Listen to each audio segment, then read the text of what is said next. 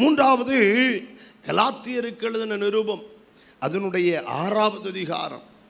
நீங்கள் எடுத்து வாசிக்கிற பொழுது கலாத்தியருக்கு எழுதின நிருபம் அதனுடைய 6வது அதிகாரம் 7 முதல் 9 வரையிலான வசனங்களை வாசிக்கிறப்போ மோசம் போகாதிருங்கள். ஆவியானவர் அங்க சொல்றார், மோசம் போகாதிருங்கள். தேவன் தம்மை பரியாசம் பண்ண ஒட்டார். மனுஷன் எதை விதைக்கிறானோ அதையே அறுப்பான். எதை விதைக்கிறானோ அதையே அறுப்பான். தன் மாம்சத்திற்கென்று விதைக்கிறவன் விதைக்கிறவன் மாம்சத்தினால் அழிவை அறுப்பான். மாம்சத்தினால் அழிவை அறுப்பான். ஆவிக்கென்று விதைக்கிறவன் ஆவியினாலே நித்திய ஜீவனை அறுப்பான். நித்திய ஜீவனை அறுப்பான். நன்மை செய்கிறதில் சோர்ந்து போகாமல் இருப்போமாக. நாம் தளர்ந்து போகாதிருந்தால் ஏற்ற காலத்தில் அறுப்போம். ஏற்ற காலத்தில் அறுப்போம். கரங்களை உயர்த்தி அல்லேலூயா சொல்லுங்க.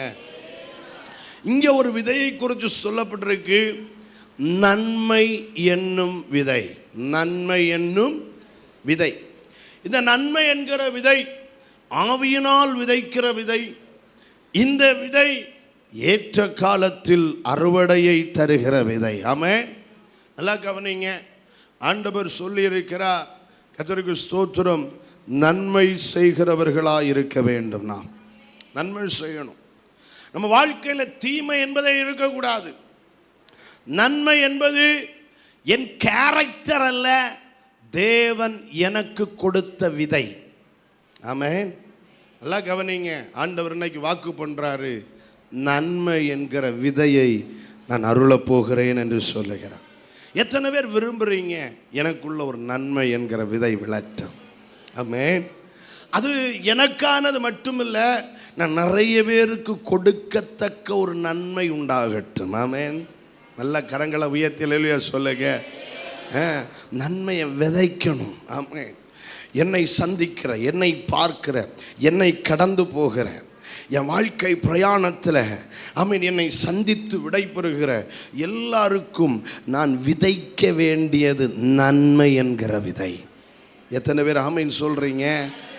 கர்த்தருடைய வார்த்தை சொல்லுது, நன்மை செய்ய திராணி இருக்கிற பொழுது அதை செய்யத்தக்கவர்களுக்கு செய்யாமல் இருக்காது.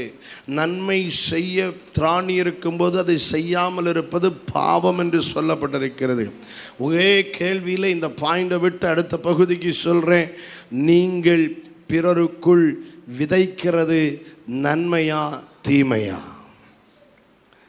உங்க ஆட்டிடியூடு, உங்க கேரக்டர், ஆமென், உங்க பேச்சு, உங்க பார்வை, உங்க ட்ரெஸ் கோடு, உங்களுடைய எல்லா நடக்கை நிமித்தமும் நீங்கள் பிறருக்குள் விதைப்பது நன்மையா தீமையா?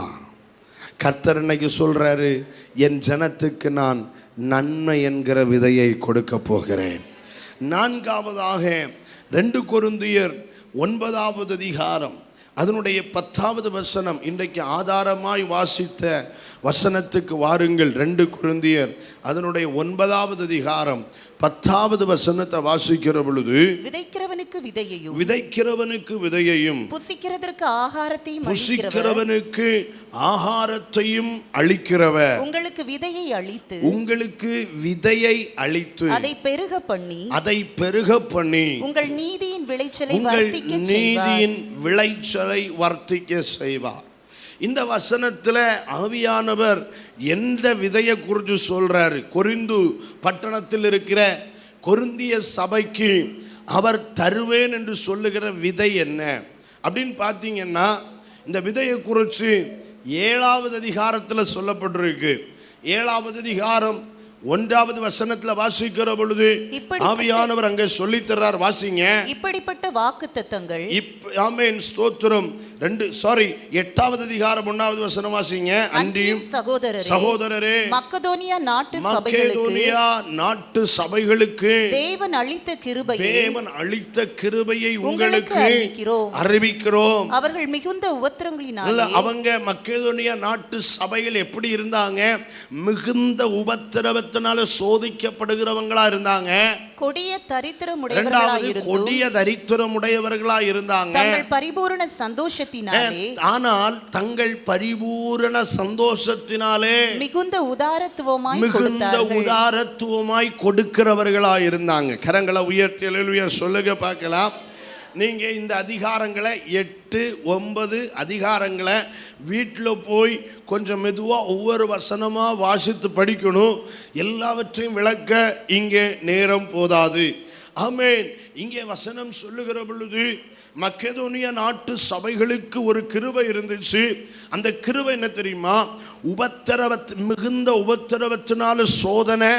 அவர்கள் கொடிய தரித்திரம், சாதாரண தரித்திரம் அல்ல, கொடிய தரித்திரம் உள்ளவர்களா இருந்தாங்க. அதன் நடுவில் பரிபூரண சந்தோஷத்தினாலே மிகுந்த உதாரத்துவமாய் கொடுத்தார்கள். ஆமென். கொடுப்பது என்பது என்னுடைய திறமை அல்ல, என்னுடைய பரிபூரணம் அல்ல, அது தேவன் எனக்கு கொடுத்த விதை என்று இங்கே சொல்றாரு. பாருங்க 3வது வசனத்துல, மேலும் அவர்கள் தங்கள் திராணிக்கு தக்கதாகவும் தங்கள் திராணிக்கு மிஞ்சியும் கொடுக்க தாங்களே மனதுள்ளவர்களாய் இருந்தார்கள் என்பதற்கு, திராணிக்கு தக்கதா மட்டும் இல்லை, எப்படி கொடுத்தாங்களா? திராணிக்கு மிஞ்சி கொடுக்கத்தக்கதாக. நல்லா கவனிங்க தெய்வ பிள்ளைகள். அப்ப அவங்க கையில விதை இருந்திருக்கு. இதை ஏன் கொரிந்து பட்டணத்துக்கு சொல்லுகிறார்? கொரிந்து பட்டணத்து சபை எப்படிப்பட்டது தெரியுமா? கர்த்தருக்கு ஸ்தோத்திரம்.